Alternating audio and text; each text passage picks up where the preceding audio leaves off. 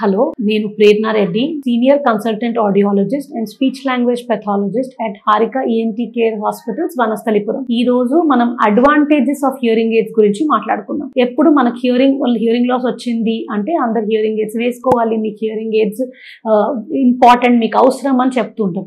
దీంతో వచ్చే సింపుల్ మనకు వినికిడి బెటర్ అవ్వడం కన్నా మిగతా ఏం అడ్వాంటేజెస్ అవుతాయి అది మనం తెలుసుకుందాం.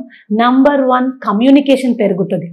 మీరు అందరితో మీకు క్లియర్గా వినబడితే వేరే వాళ్ళు ఏం చెప్తున్నారు, వేరే వాళ్ళు ఎలా చెప్తున్నారు, ఎందుకు క్వశ్చన్స్ అడిగినప్పుడు క్లియర్గా ఆన్సర్ చేయగలుగుతారు మీరు. So that is that is a big help. రెండోది, క్వాలిటీ ఆఫ్ లైఫ్ పెరుగుతుంది. అంటే ఒకవేళ మనం అందరితో మంచిగా ఇంటరాక్ట్ అవ్వగలిగితే, మనం అందరితో మాట్లాడగలిగితే, ఇంటరాక్షన్ పెరిగితే క్వాలిటీ ఆఫ్ లైఫ్, సంతోషాలు మనం అందరితో పంచుకోగలము, మనం అందరితో డిస్కస్ చేసుకోవచ్చు మన ప్రాబ్లమ్స్ కానీ మన హ్యాపీనెస్ కానీ. And it will also improve mental capacity, mental health పెరుగుతుంది. అందరితో మాట్లాడుకుంటే ఏమైనా స్ట్రెస్ అనిపించినా, మనకి ఏమైనా బాధ ఉన్నా మనం డిస్కస్ చేసుకోవచ్చు. మూడోది, సేఫ్టీ పెరుగుతుంది. చాలా మంది ఓల్డ్ పేషెంట్స్ ఇది అర్థం చేసుకోరు. అంటే హియరింగ్ సేఫ్టీకి మోస్ట్ ఇంపార్టెంట్. అది ఏ పెద్ద సౌండ్ వచ్చినా, ఇంట్లో చిన్న అలారం అయినా, ఎవరైనా డోర్ కొట్టినా మనకు వినిపించకపోతే అది మనకు ప్రమాదకరం. ఇంకొకటి, ఎక్కడైనా బయట గట్టిగా శబ్దం అయినా, బండి వచ్చినా, హార్న్స్ ఉన్నా మీకు అన్ని వినిపించాలి. సో సేఫ్టీకి హియరింగ్ ఎయిడ్స్ పెట్టుకుంటే బాగా హెల్ప్ అవుతుంది.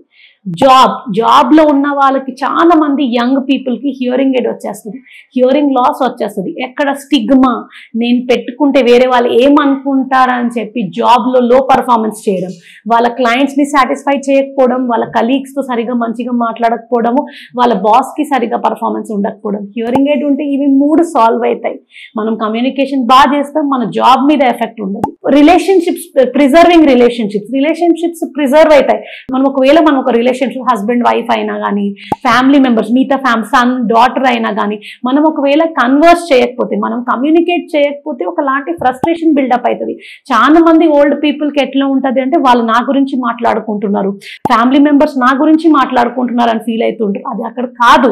ఎందుకు వాళ్ళు అట్లా ఫీల్ అవుతున్నారు? ఎందుకంటే వాళ్ళకి వినిపించట్లేదు కాబట్టి. వాళ్ళకి వినిపించకపోతే కాబట్టి they are feeling that it is cut out from the environment. So ఈ రిలేషన్షిప్ కూడా ప్రిజర్వ్ చేసుకోవడానికి హియరింగ్ ఎయిడ్ మీకు బాగా పనికొస్తుంది. కాగ్నిటివ్ బెనిఫిట్స్, స్టడీస్ ప్రూవ్ ఏం చేశాయి అంటే, ఒకవేళ హియరింగ్ లాస్ ఉంటే అల్జైమర్స్ తొందరగా డెవలప్ అవుతుందని, మతిమరుపు, ఓల్డ్ ఏజ్ లో వచ్చే మతిమరుపు హియరింగ్ ఎయిడ్స్ పెట్టుకోకపోతే, హియరింగ్ బెటర్ లేకపోతే ఇంకా తొందరగా డెవలప్ అవుతుందని.